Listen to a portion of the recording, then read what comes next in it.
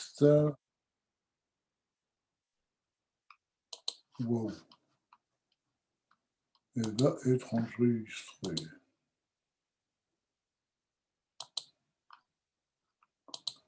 Voilà, vous avez le texte. On est normalement, la page la maîtrette à Moudalef. Non, on n'a pas le texte. Ah oui, c'est vrai que je dois faire un partage d'écran. Est-ce qu'on reprend ce qu'on avait fait avant? C'est bien de faire une petite razara, quoi. Oui, je pense qu'il faut reprendre au début. Donc, je partage l'écran. Voilà. Vous y êtes? Vous avez le texte? Très bien, tu peux y aller. OK. Donc. Je vous le fais par oral ou on reprend dans le texte depuis le début? Oral. Enfin, moi, je dis. Peut-être que les autres, non, je ne sais pas. Bon, on avait rappelé que la mitzvah de tchouva, c'est de faire teshuva, c'est-à-dire de regretter nos fautes et prendre la décision de ne plus les faire. Et il y avait aussi le vidouille, le fait d'avouer ses fautes devant Dieu. D'accord? Et donc, donc ça, c'est ce que disait le Rambam. Et alors, on avait commencé à expliquer le sens ésotérique de la tchouva. On avait commencé par expliquer que le fait que le mitzvot soit s'appelait les mitzvot Hachem, qu'on traduit par les mitzvot de Dieu, en fait, du point de vue un peu ésotérique, ça veut dire que les mitzvot sont liés avec le nom de Dieu, de Yudke Vavke. C'est-à-dire que chaque mitzvah est liée avec une des lettres du nom de Dieu. Et vous savez que les lettres du nom de Dieu correspondent aux sphirot. Donc chaque mitzvah est liée avec une sphira. Comme le Zohar dit, ces mitzvot sont comme des raisins qui sont dans une grappe. D'accord? Et alors, on avait dit que lorsque un juif faisait une mitzvah, il y a eu une lumière qui descendait dans les sphirotes, qui s'ajoutait à la force des sphirotes et qui allait se révéler au niveau de tous les mondes spirituels et qui se révélera quand Mashiach viendra. Et le problème, c'est que quand un juif fait une avéra, eh bien, il fait un trou dans le kéli de la sphira et la lumière supplémentaire qui est venue dans la sphira passe vers les clipotes, vers les forces du mal. Et les forces du mal deviennent beaucoup plus fortes avec cette lumière-là. Parce qu'il faut expliquer que le mal a été créé avec une vie minimale. Et donc, les avérotes des Juifs leur donnent une vie beaucoup plus forte que celle qu'ils ont. Donc, ils se nourrissent de ce mal. D'accord? Et on avait dit que c'était ça le sens ésotérique de Nokev Shem Havaye. Vous savez, dans la Torah, on parle de Nokev, celui qui bénit, entre guillemets, le nom de Dieu. Et on a dit que du point de vue ésotérique, il faut le prendre dans le sens premier. Nokev, c'est la sonne Nekev, c'est-à-dire on fait un trou dans le Shem Havaye, c'est-à-dire on fait un trou dans le Kélim des Sphirotes qui laisse échapper la force divine qu'on aurait dû acquérir, qu'ils ont acquis par les mitzvot. D'accord? Ok. Et pour réparer ça, Dieu nous a donné la tchouva, d'accord?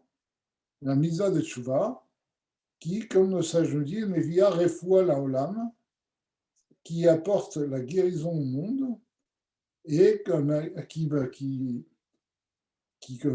qui répare toutes les traces des avérotes qu'on a fait. Ok. On en est là, donc dans les 4 dernières lignes.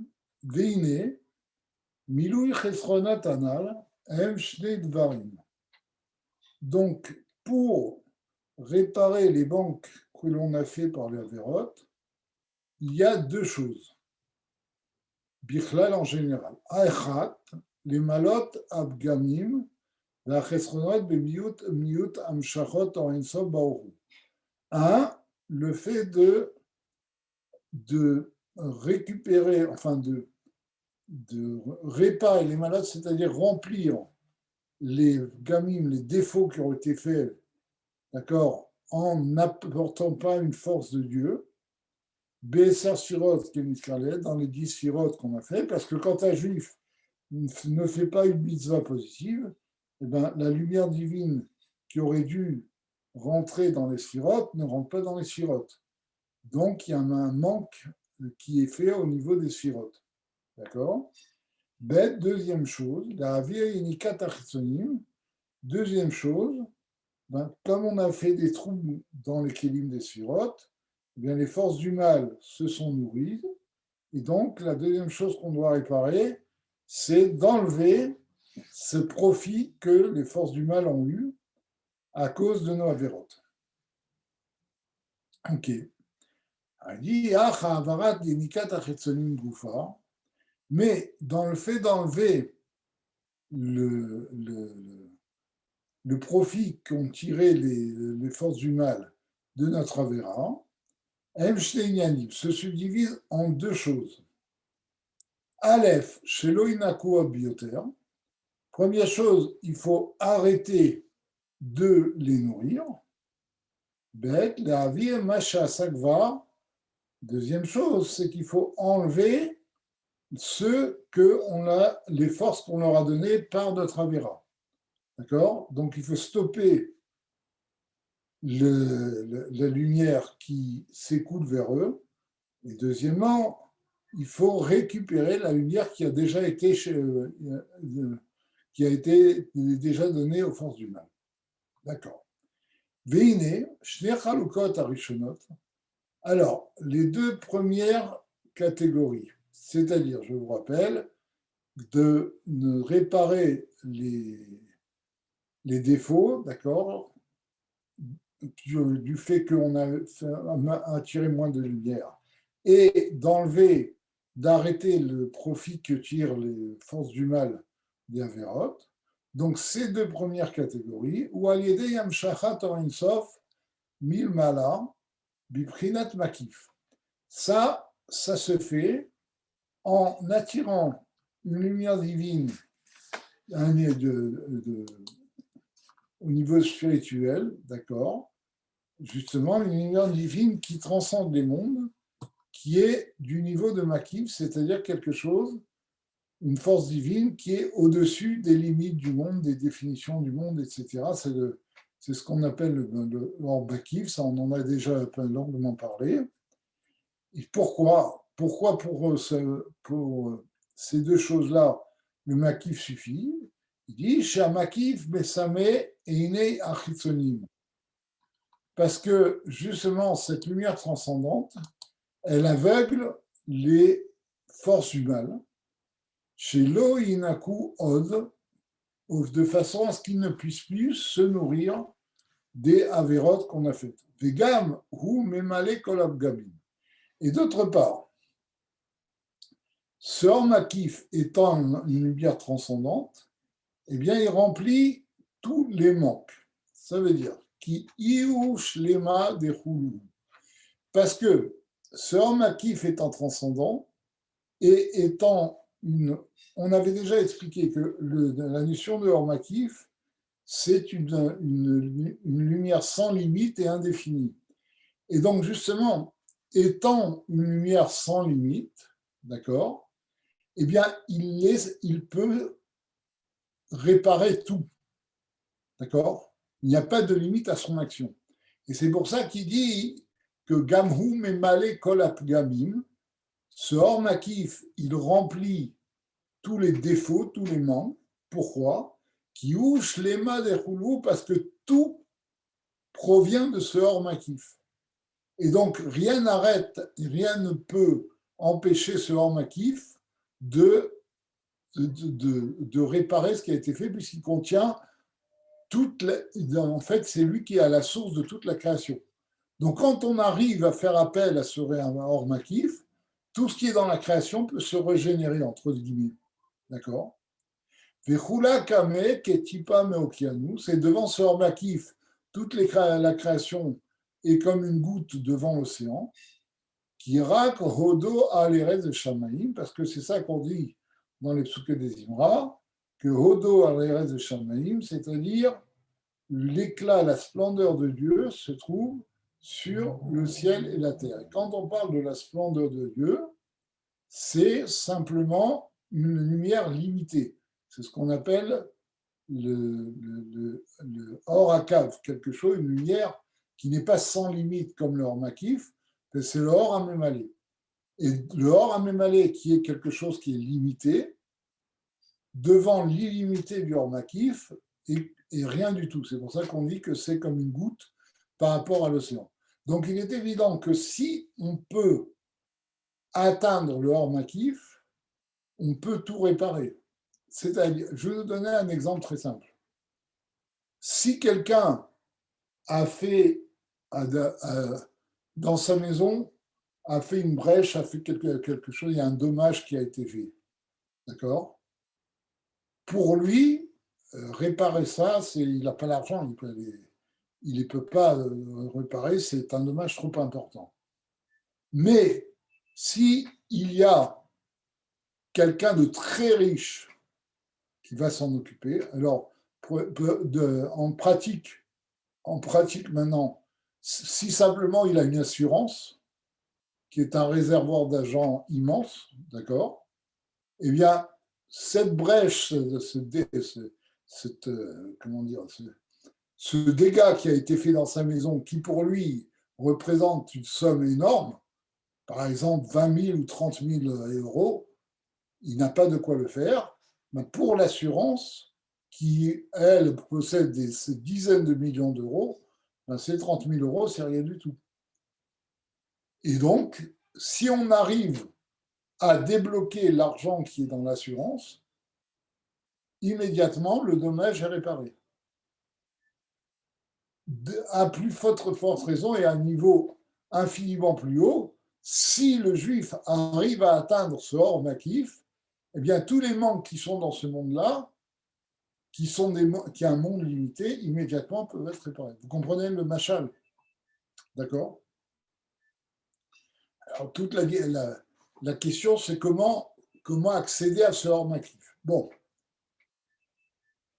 Moi, je n'ai pas comme ça est expliqué plus haut dans d'autres endroits.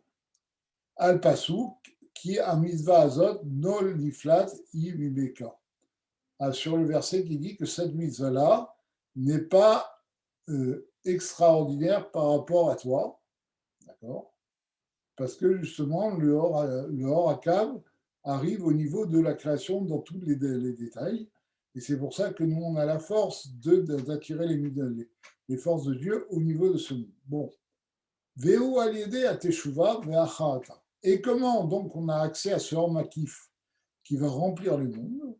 Eh bien, c'est par le Teshuvah et par le regret, que Moshe Itbahem Yitsa Hashem Perakbet, comme on va l'expliquer dans le deuxième chapitre. Parce que la relation qu'il y a entre le fait de regretter ses forces et ses fautes et prendre la décision de ne plus les refaire, et le fait d'avoir accès à ce Or Makif, n'est pas quelque chose d'évident.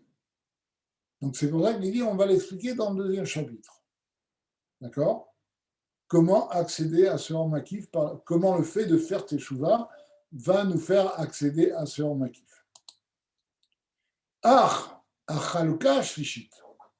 Mais la troisième chose, qui est, je vous rappelez, comme il rappelle, qui est de récupérer les forces qu'on a prodiguées aux forces du mal, qui sont très grandes dans la mesure où, comme je vous l'ai dit, ce qu'on donne aux forces du mal est beaucoup plus grand, c'est une vitalité beaucoup plus grande que ce que Dieu leur a donné. D'accord? C'est comme si il y a un pauvre qui n'a vraiment pratiquement pas d'argent, un SDF, on va lui donner 100 000 euros d'un seul coup. D'accord? Donc là, il va pouvoir devenir beaucoup plus fort. C'est la même chose. Les forces du mal sont des SDF. Ils sont là simplement pour donner pour donner du mérite aux Juifs, pour les pousser à faire à faire du mal, mais justement pour être détruits. Donc si au lieu de le détruire, on suit ce qu'ils nous demandent, ben on leur donne une force qui vient de la volonté divine, alors qu'eux ont été créés, comme on l'a déjà dit, je ne sais pas si vous vous rappelez, par une non-volonté de Dieu. Dieu n'a pas voulu les créer. En ne voulant pas les créer, il leur a donné une existence. Comme je vous avais expliqué que Freud disait qu'on se définit à l'autre soit par l'amour, soit par la haine, pas par l'indifférence. Donc quand Dieu hait le mal, il lui donne une existence. Il se définit par rapport à lui. Donc tout le but du mal, c'est d'être détruit. Donc si un juif fait une avéra et qu'il lui donne une force divine qui vient, elle, de la volonté profonde de Dieu, parce que les misotes, elles, proviennent de la volonté profonde de Dieu. Dieu veut qu'elles soient, qu'elles existent. Dieu veut que le juif le serve et que ces forces arrivent dans ce monde. Donc si ces forces qui viennent d'une volonté profonde de Dieu sont données au mal, ben c'est une vie, une vitalité beaucoup plus grande que ce qu'ils ont en temps normal. D'accord?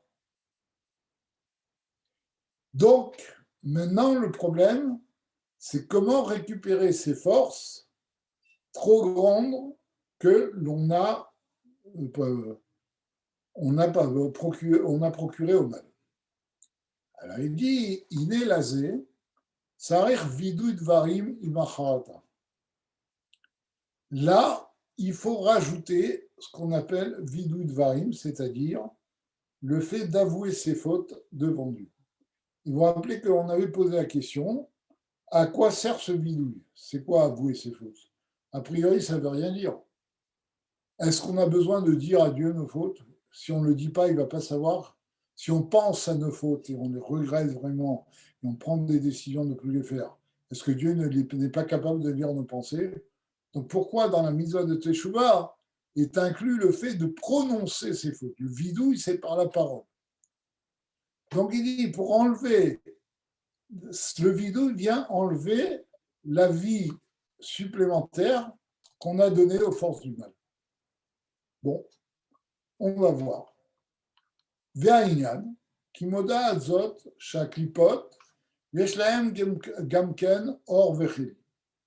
Bon, pour expliquer cela, il faut d'abord savoir que les clipotes ont, les forces du mal, ont aussi une lumière et un réceptacle. C'est-à-dire, ils ont un corps et une âme, comme les anges, comme toutes. Quand on parle de Or et Kéli, ça c'est au niveau d'une sphère. Une sphère, elle a un réceptacle qui est animé par une lumière. Mais en fait, ce schéma de Or et Kéli existe au niveau de toute la création. Toute créature a un corps qui peut être spirituel et une lumière divine, une force divine qui anime ce corps. Et donc les clipotes, les forces du mal, elles aussi ont un corps et une vie, un or et un kéli. D'accord? Et il traduit nefesh vegouf. Ils ont une âme et un corps. Ve'tavutam, et d'où provient l'âme et le corps de ces forces du mal? Allié des chètes, ça vient par la faute. D'accord? C'est-à-dire, comme nos chachamim nous disent, que quand un juif fait une faute, et là on est en plein dans le sujet, quand un juif fait une faute, il crée un mauvais ange. C'est quoi ce mauvais ange? C'est justement cette force du mal. Donc, par la faute, on crée une force du mal qui a une âme et un corps. Donc pourquoi? Pourquoi c'est par la faute? Qui a l'idée à Tava, mitave nefesh hara, Rahman al-Islam, à l'idée à Maaseh, mitave hagouf. Parce que par le désir qu'on a de faire la faute, ce qu'on appelle en yiddish le corps, c'est-à-dire le plaisir, l'envie de faire sa faute, et le plaisir qu'on a quand on fait la faute, eh bien ça crée l'âme de la force du mal. C'est parce que ce plaisir, c'est justement, ce désir, c'est quelque chose, c'est une vie qu'on lui donne. D'accord? Par contre, l'action de la faute, elle crée le corps de la faute du mal. D'accord? אם המעשה ים במחשבה, כמו הרהורים רעים, הנה מהאותיות מתהווה הגוף של הקליפה. Il dit, et même si par exemple l'action est une action qui reste au niveau de la pensée, comme par exemple quand un juif a des mauvaises pensées, eh bien ces mauvaises pensées créent un corps des forces du mal. C'est pour ça que même les mauvaises pensées sont comptées comme une avéran. D'accord?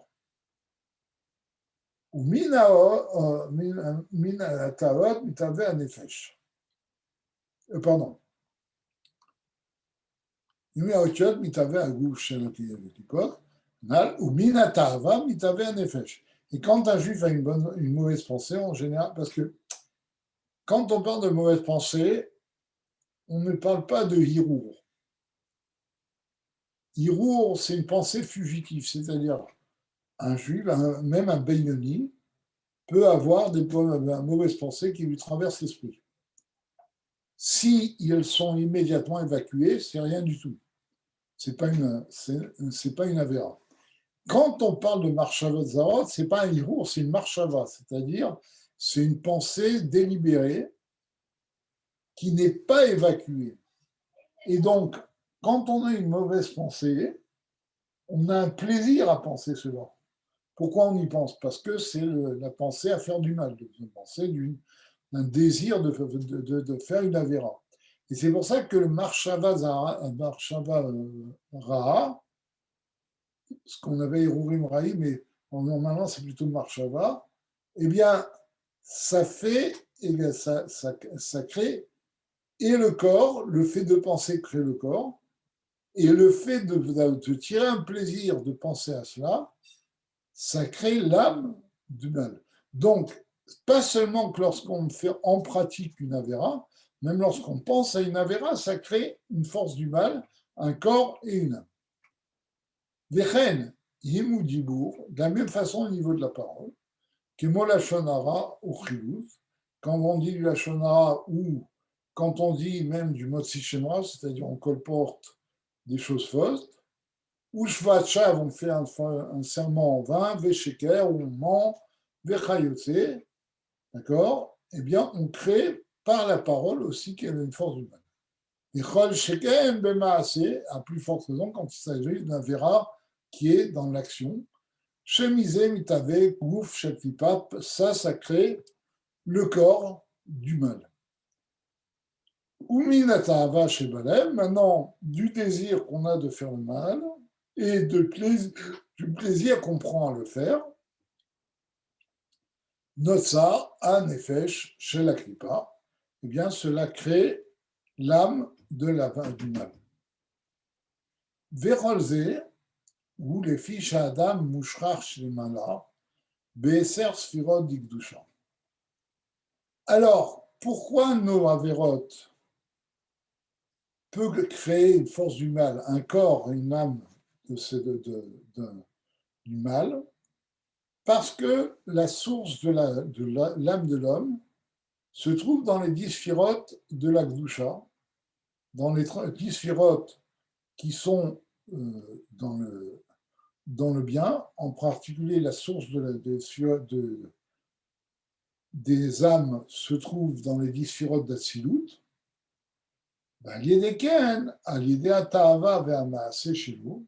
C'est pour cela, par le désir et l'action qu'il fait, Mamshir lahem nefesh vegouf nika shemeser sfirot kmo shekatuv leil. Eh bien, c'est pour cela que l'homme a la force, par le plaisir, le désir, le plaisir qu'il a dans la Avera et l'action de la Avera, d'attirer, eh bien, une âme et un corps à partir des 10 sphirotes de la Gdusha. Et là, on comprend le processus de la Avera. D'ailleurs, comme je vous ai expliqué, la Avera, ça vient du mot le'avir, c'est-à-dire faire passer. Donc, la Avera, c'est quoi? C'est faire passer les forces qui sont dans la Kedusha, qui proviennent de la source de notre âme des 10 surotes d'Asilut, eh bien, les faire passer dans les clipotes au niveau des forces du mal. Veine zesod vechatati degdi tamid. Et c'est ça le sens ésotérique du verset de Télim qui dit que ma faute est toujours en face de moi. Ça veut dire, chez Ouaklipa, chez Adam, Ose Alide Chet, Omedek Negdo, le Hatserlo, comme chez Katour, Teyasereka Raatecha. Ça, c'est la force du mal que l'homme fait par la Avera, d'accord, qui se trouve toujours en face de lui pour lui faire du mal. Que Moshe Katou, c'est ça que dit le verset dans Yirmia, Teia Sereka Raatecha, que ton mal va t'oppresser, va t'opprimer. D'accord? Parce que comme tu as créé cette force du mal, et bien cette force du mal va être là toujours pour te, te faire du mal. Donc, si Foel Adam, Ishalem Lo. Et c'est écrit que ce que l'homme fait, eh bien, il se lui sera payé. Kedeita Bazoar, comme c'est écrit dans le Zohar. Veine Sheshav, Azai Sarich La'amit et Aklipot Anal. Donc maintenant, lorsqu'un juif fait teshuva, ben, il faut qu'il tue ces clipotes qu'il a créées, ces forces du mal qu'il a créées. Ou les avira minal olam, et de les enlever du monde. Kedirti, machiti, karav, peshaecha, comme c'est écrit, j'ai effacé comme des nuages tes fautes. Mais zéou, à l'idée acharata. Et ça, c'est fait par le regret, imavidouille, avec l'aveu des fautes. Pourquoi?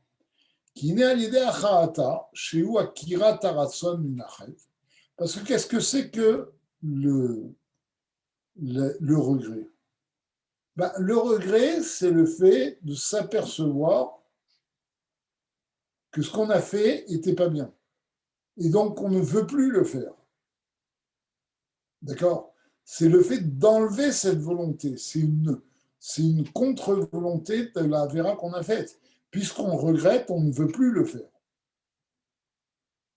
Bazé motzi anefesh. Et donc, quand le juif regrette ce qu'il a fait, prend la décision de ne plus le faire, eh bien, il enlève l'âme du mal. D'accord? Parce qu'il a contrebalancé le plaisir et le désir et la volonté qu'il avait de fauter. D'accord? Motzi anefesh minaklipa, donc il enlève l'âme du mal. Chez Tuldata, Aya Midata Ava Shebalev. D'accord? Puisque, comme on l'a dit, son âme, l'âme de cette force du mal, venait du désir qui était chez le juif. Et lorsque maintenant le juif enlève cette volonté, Vetavato et son désir, Arei Motsi Nafshak et Niskar Leel, eh bien on enlève l'âme de la force du mal. Ach, Kedeim Chod Goufa, ou à yévé vidou de varim. Mais pour enlever le corps du mal, c'est en avouant sa faute. Pourquoi? Parce que nos sages nous disent d'Akibat Sefatav Ave Maasi. Nos sages nous disent le fait de bouger les lèvres, c'est une action. C'est pas que ça équivaut, c'est une action. Vazé ou memache goufa, veaya kelo aya. Et donc, en bougeant nos lèvres et en prononçant matériellement la faute, on annule le corps de la faute. Alors, on va voir la parenthèse, on va revenir sur cette notion qui est très importante. Mikol Makom, Amrou Razal, malgré cela, nos sages ont dit Ezeu Baal Teshuva, qui c'est qui est appelé un vrai Baal Teshuva, Ze Sheba Deva Avera Beoto Makom, ou Veota Isha, D'accord? C'est par exemple quelqu'un qui a fait une avéra avec une femme dans un endroit, un lieu donné. Qui a un maasé sheosé limchot הגוף הקליפה, שווה ממש למעשה שעשה גופה בעוברו עבירה. Alors, c'est-à-dire, en fait, ce que veut dire la Gemara, il a pris là, il le dit en un raccourci. La Gemara, elle dit, si quelqu'un fait une avéra dans un certain endroit avec une certaine femme, s'il se retrouve au même endroit, avec la même femme, avec le même désir de faire la avéra, et qui ne fait pas la avéra, là, ça s'appelle un Baal Tshuva Gamour. Là, on est sûr qu'il a fait une Teshuvah tout complète. Pourquoi? Parce qu'il était dans la même situation et il s'empêchait de faire la Vera parce que il veut rester attaché à Dieu. D'accord? Et donc, ça va annuler le corps de la faute qu'il a fait, l'action de la faute. D'accord? Donc, qui a va maasé chez Osé, l'imchot gouf aklipa, chavé mamash, les maasé chez asa goufa, beovra vera. D'accord? Parce que la non-action qu'il fait maintenant est le contraire de l'action qu'il avait faite. Ve'atak chez Monéa et Tasmo, maintenant quand il s'empêche de faire le mal, Naasodze de faire cela, Arei, Oreg, Goufa, les Gamré, là il tue complètement le corps du mal qu'il a créé. Mais malgré cela, vous êtes d'accord que c'est une configuration très difficile à atteindre, d'une part, et très dangereuse, d'autre part. Parce que se retrouver dans les mêmes conditions que la Vera qu'on a faite, même si on a fait Teshuvah, c'est compliqué. D'accord? Et en plus, se retrouver dans les mêmes conditions, c'est pas toujours évident. D'accord?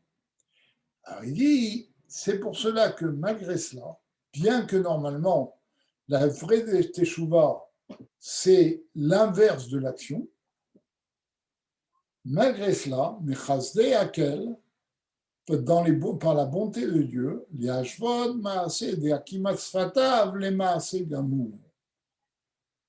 Dieu, par sa bonté, a accepté que le fait de bouger nos lèvres soit comme une action de non-avéra. L'imchot gouf aklipa, pour enlever le corps de la force du mal qu'on a créé.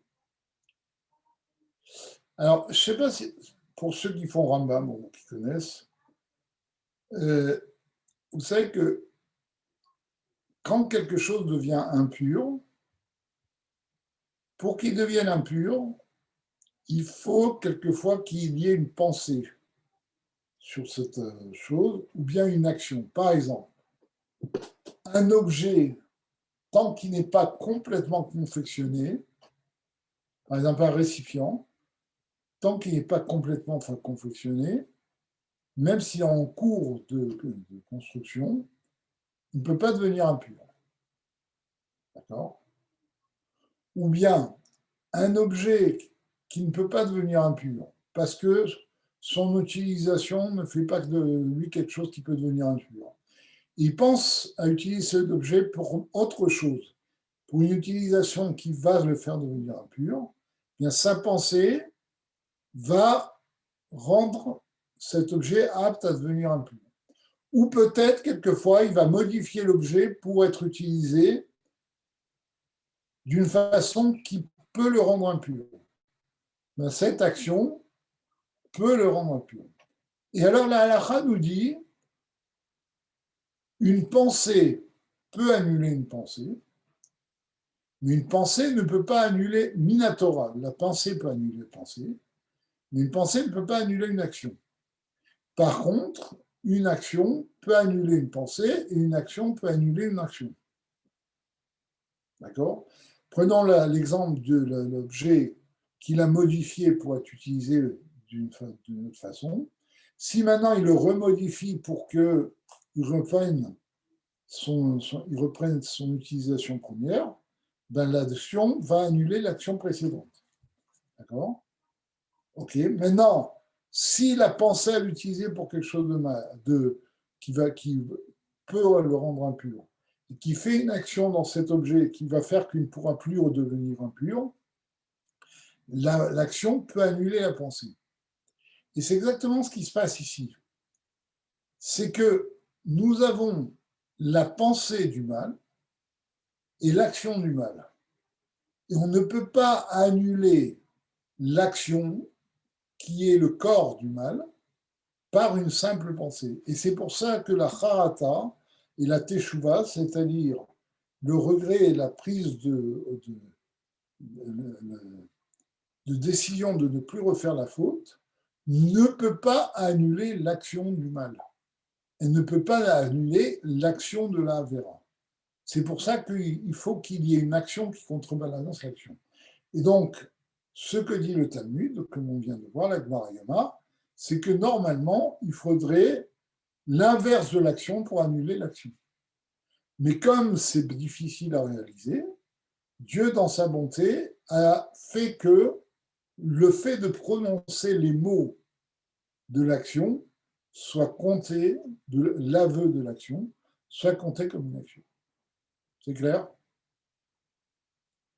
Des Esod, Nefilat Apaim, chez Tiknou Chazal.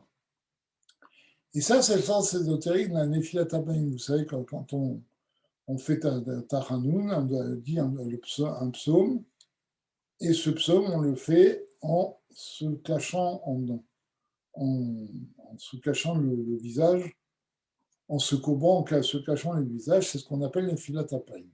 Ça a été institué par le Chachamim, l'Oma Hashamu Baganu, qui commence par l'aveu de ses fautes. Béalef Bet. Pourquoi cet Aleph? Pourquoi l'aveu des fautes? Je ne sais pas si vous avez remarqué, mais l'aveu des fautes, Hashamu Baganu Gazanu Dibarnu Dofi, c'est selon la structure de l'alphabet hébraïque. Ça suit l'alphabet hébraïque. Il dit pourquoi on avoue ces fautes dans l'ordre du Aleph Bet, qui n'est à l'aider Marchavot Zarot, Hirurim Raïm, Shein Adam Nitzol Mehem, Bechol Yom, parce que par les mauvaises pensées dont un homme ne peut pas qu'un homme ne peut pas s'empêcher d'avoir tous les jours, c'est-à-dire il y a toujours des mauvaises pensées qui traversent l'esprit. Comme je vous ai dit tout à l'heure, ça peut être une mauvaise pensée qui est immédiatement évacuée, ou ça peut être une mauvaise pensée qui va rester. Ve'ein shum echad mehem nevad,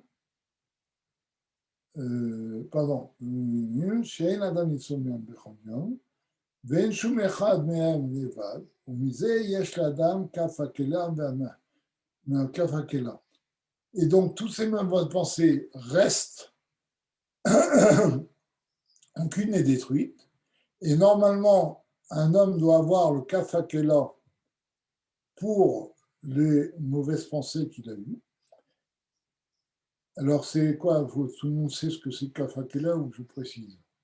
Il y a chibut hakever et kaf hakela. Kaf hakela, chibut hakever, c'est pour les vaim betelim, les paroles futiles. C'est comme si, c'est écrit dans les livres de Moussa, c'est écrit dans le Gemara, c'est comme si on prend le tombeau, le cercueil de la personne, et on l'agite en tous les sens. Donc, il prend des coups de tous les côtés. On appelle chibut hakever. Et il y a kaf hakela, c'est l'âme qui est transportée d'un bout du monde à l'autre bout du monde, de façon vertigineuse. Et donc, ce kaf hakela vient enlever les mauvaises pensées. Bon. Tout ça, ce n'est pas encore le Gehinnom. C'est une préparation, d'accord. C'est une introduction au Gehinnom. D'accord. Donc, Misé Yesh Adam Kaf Hakela, chez Abarshavat Makifim Nafsho, Betseto Midagou. Pourquoi il doit passer par Kaf Hakela? Parce que les pensées s'agrippent à son âme lorsqu'elle sort du corps, Et donc, en balançant l'âme, c'est comme, vous savez, c'est comme pour enlever l'eau de la salade, ben, il faut la balancer. Et par la force centrifuge, l'eau s'en va. Ben, les mauvaises pensées s'en vont en centrifugant l'âme, si vous voulez. C'est ça le principe de Kafakela. Il y a dans l'Idmodéo que Ose Meinyanen Gashminu, Vechoshev ou Mitrakem Bahem, Vezeson et le Fafatu. Et c'est-à-dire que quand l'âme sort du corps, ces mauvaises pensées l'accompagnent et il a l'impression de de réaliser ces mauvaises pensées. C'est pour ça qu'il faut les envoyer, les enlever. Et ça, c'est le Melefafato, c'est-à-dire ces mauvaises pensées entourent l'âme et ils le prennent comme une gaine qui entoure l'âme. Velachen, al-yedeh amirat chavbet otiotanal, c'est pour ça qu'en disant les 22 lettres de l'alphabet dans le Tachanu, Dehachanu, Baganu, Choulé, d'accord, de toutes les fautes qu'on avoue dans le vidouille, dans l'aveu de nos fautes, ou Moche, Gouf, Chavbet, Otiol, Shebechol, Irurim, Raim. Eh bien, on efface les 22 lettres qui composent toutes les mauvaises pensées qu'on peut avoir. D'accord? Avec 22 lettres, on peut faire tous les mots et donc toutes les mauvaises pensées. Et là, chez Yad, ça a l'air Akira Taratson, Gamken, mais cela ne suffit pas. Il faut aussi enlever la volonté qu'on avait de penser ou de faire cette action. Mikol et Erurim Rahim de toutes les mauvaises pensées, au Khidé, là aussi, Apnimut, Moshe Katou et elle, pour enlever les forces profondes qu'on a mis dans le mal. Et ça, c'est par la Teshuvah. Donc, par là, on voit qu'en fait, le vidouille vient enlever le corps du mal, qui vient rattraper l'action de la Avera, et la Teshuvah vient enlever l'âme du mal, et qui a été créée par le désir qu'on a de faire la Avera et le plaisir qu'on prend à faire la Avera. D'accord? Et en fait, pourquoi on est obligé de dire le vidouille? Parce que le vidouille, c'est une akimatsfata, c'est le fait de prononcer des lettres, c'est compté par Dieu comme une action. Et c'est pour ça que les Chachamim ont institué de dire les fautes selon le Alephet, parce que ça forme tous les mots qui définissent de toutes les fautes et toutes les mauvaises pensées qu'on a pu avoir. Il nous reste 12 minutes, je ne sais pas si dans quelques je raconte. Bon, il reste 7 minutes. Ça ne vaut pas le coup de commencer le deuxième chapitre. Est-ce qu'il y a une ou deux questions? J'ai une question, moi. Oui. En fait, tout à l'heure, on a dit que les marchavot, si on s'approfondit dans la pensée, enfin, donc pas un héros, une marchava, on a un or et un keli. Oui. Donc, comment ça se fait qu'après, on dit que la marchava, elle n'a pas la force d'annuler une action? Puisqu'en fait, elle crée la même chose qu'une action, elle crée aussi un keli, comme dans le cas d'une action. Ah oui, non, ça, c'est dans l'exemple que j'ai donné. Non, dans l'exemple que j'ai donné, quand j'ai parlé de la pensée, c'est plutôt, ça correspond à au désir de faire le mal. Il y a deux choses. Il y a le désir qui vient au niveau de la pensée, mais il y a la mauvaise pensée que l'on entretient. Donc la mauvaise pensée en elle, c'est un kéli. Maintenant, quand on fait le mal, quand on fait une avéra, le désir de l'avéra s'inscrit dans la pensée. D'accord? Mais c'est le désir qui devient l'âme, c'est pas la pensée qui devient l'âme, puisque ce désir, on n'a pas un désir simplement de penser au mal, on a un désir d'agir. Donc le désir devient à ce moment-là non pas l'âme de la pensée, mais l'âme de l'action.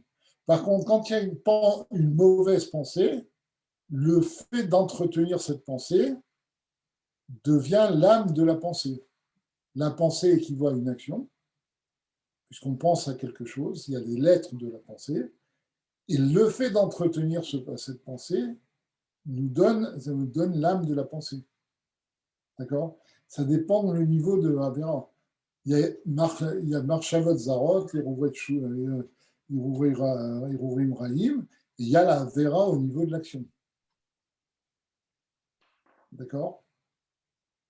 Parce que de toute façon, tout plaisir, tout désir, tout va s'inscrire dans la pensée. D'accord? Mais dans une Avera, le but n'est pas la pensée, c'est l'action. Donc, ouais, ok. Donc, dans la marshava, quand on s'approfondit dans la pensée, c'est une action. C'est ça. Et les otiotes, c'est des otiotes spirituels ou c'est des otiotes qu'on pense, enfin, le langage? Oui, justement. C'est ce qu'il dit à la fin, c'est que les 22 lettres correspondent aussi aux 22 lettres de la pensée. Les 22 lettres qu'on prononce enlèvent les 22 lettres de la pensée. Mais ce qui est étonnant, c'est qu'à la fin, il ne revient pas. Vous voyez, au départ, il a parlé de l'action, et à la fin, il débouche sur la pensée. Mais a priori, d'après ce qu'on a dit tout à l'heure, les 22 lettres enlèvent aussi les actions, puisqu'elles sont, elles sont prononcées matériellement. On a dit que le fait de prononcer, de bouger les lèvres, ça équivaut à une action.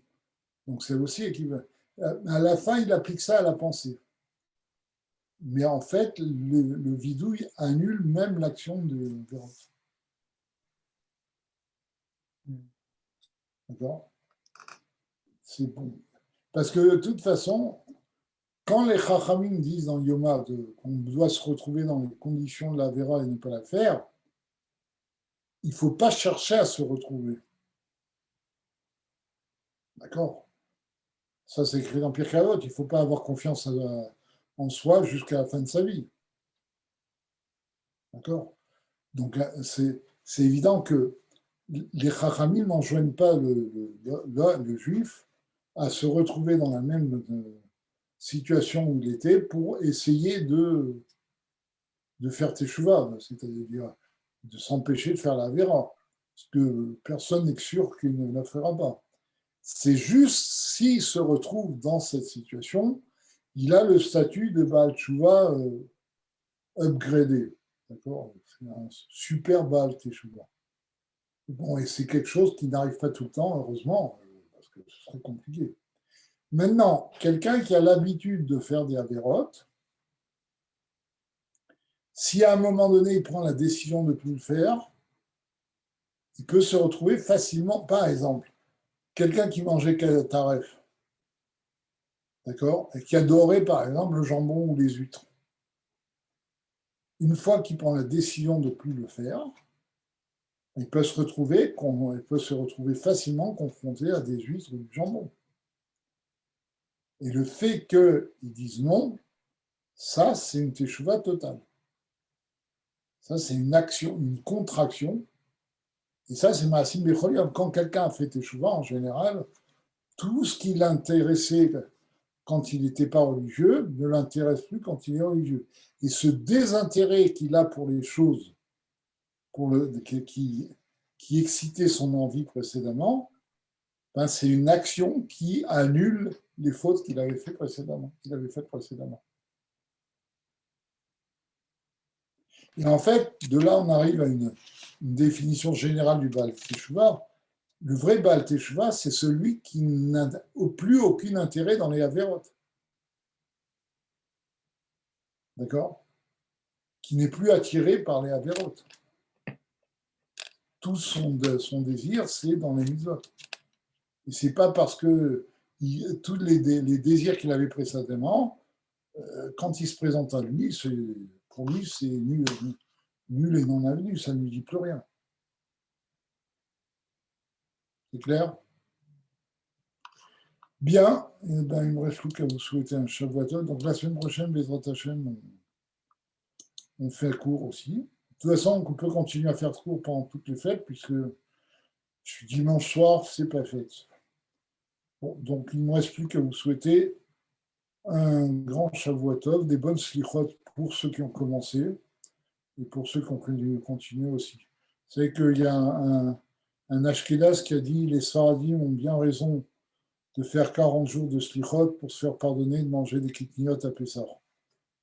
Mais c'est une blague. Allez, Shavuot Tov.